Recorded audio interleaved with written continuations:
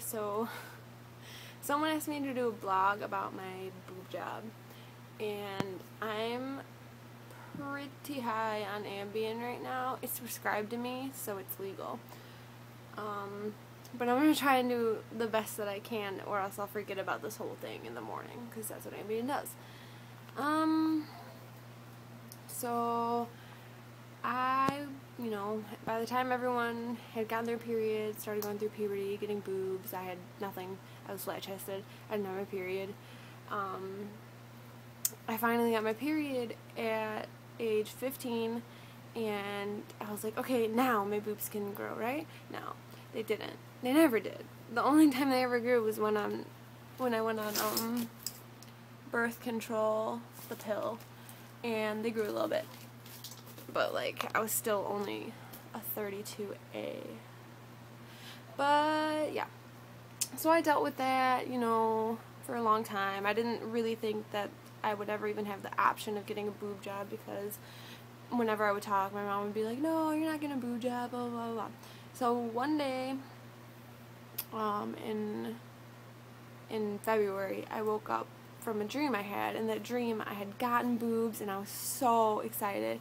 And when I woke up and realized it was just a dream, I was pretty upset, like, for real. So I did some research. I called to make a consultation. I basically got right on it after that. And then I called my mom, and I was like, can I get a boob job? And she's like, well, okay, but, we're going to have to figure out how to pay for it. And I was like, okay, that's fine. So I went in for my consultation, and I tried on the implants. He gave me, like, 350s, 375s, and 400s. And I tried on the 400s. I didn't even need to try on any other else because they looked so good. And I was so excited. And he told me the price of the procedure and everything would be $6,500, which I thought, hi, kitty! Hi, kitty!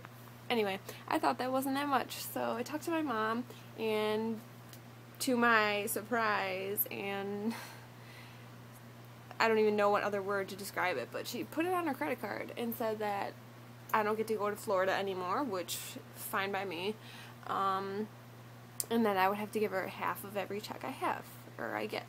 So I was like, that sounds like the best deal ever. So I scheduled my my surgery for March 5th. So that gave me 12 days to be excited and just, get pumped. And I did get pumped.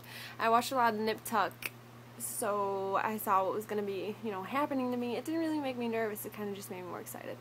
So the day of the surgery, I was at my dad's, and we woke up at like 7 to go drive to the surgeon's office. You can't wear makeup, you can't wear nail polish, you can't wear any jewelry in your mouth, even if it's on the lip, the tongue, no. You can wear nose rings if they're plastic. Any other jewelry has to be plastic.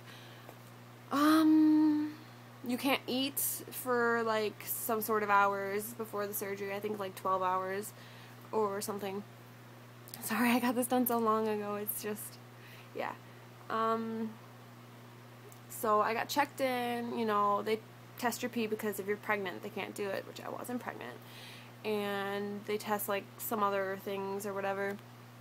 And then you're basically good to go. They put a ribbon around this wrist that said penicillin. It was like bright red, saying don't give me penicillin because I'm allergic to penicillin. And fucking this lady, she starts putting a bag up, and the like real nurse is like, what are you putting up there? And she's like, oh, blah, blah, blah, blah. And he's like, that's penicillin. And the bitch almost killed me. So she had to take it down, and I was like, wow. I would have gotten a free boob job if I had lived through that, So they took me back. They were like, we're going to give you something to calm you down. And at this point, I was not even nervous. I was so excited. So if they meant calm my excitement down, didn't do it. But I think they thought I was scared, and I wasn't. They wheeled me to the operation room, and they were playing music like they do in Nip Tuck. They were playing Outkast, and I was like, oh my god, it's just like Nip Tuck. And I was so excited. And then they put this mask on my face, and they told me to breathe, and I was like, okay. and they were like, breathe harder, and I was like, and that's the last thing I remember. Next thing I know, I wake up, and I'm a little loopy, and I'm wrapped, I can't even feel it, and I'm like ready to go home. And so, sorry, I sound like an idiot, but I'm Ambien, remember.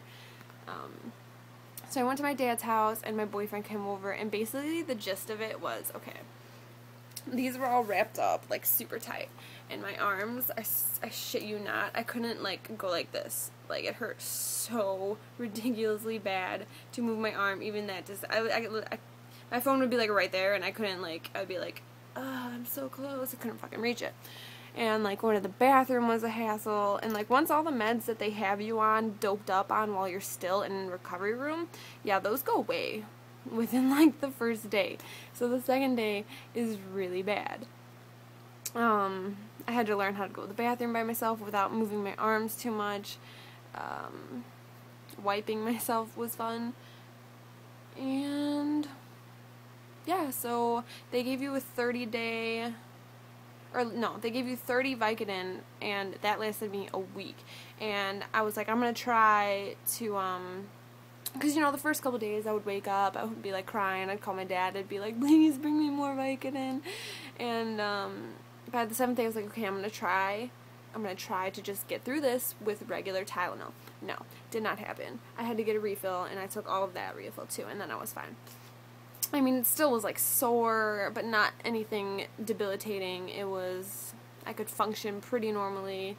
I got to go back to work, and, yeah.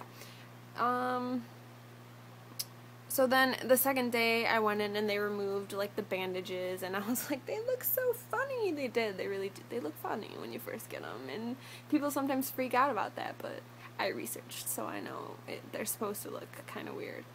Because, you know, you just shoved a foreign object in your body, and your body's like, what the fuck do I do with this? So, and then they're like, oh, it goes down there, and then everything's good. So, yeah, I went back to work.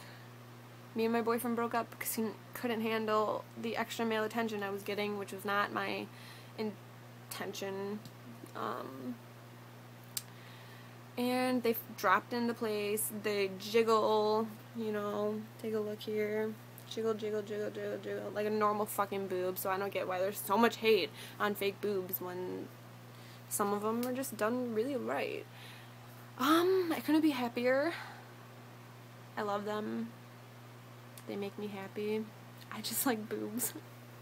And having small boobs for so long, and then you're like, oh my god, what do I do with all this? It's fun, and I can fit into so much more clothes, and I just can look at myself in the mirror and not be like, oh, there's that 10-year-old boy with a vagina, you know. But that's basically it. If you have any questions, give them to me. Remember, Ambien, hi. Sorry if this was retarded, but that's my experience pretty much. Alright, bye.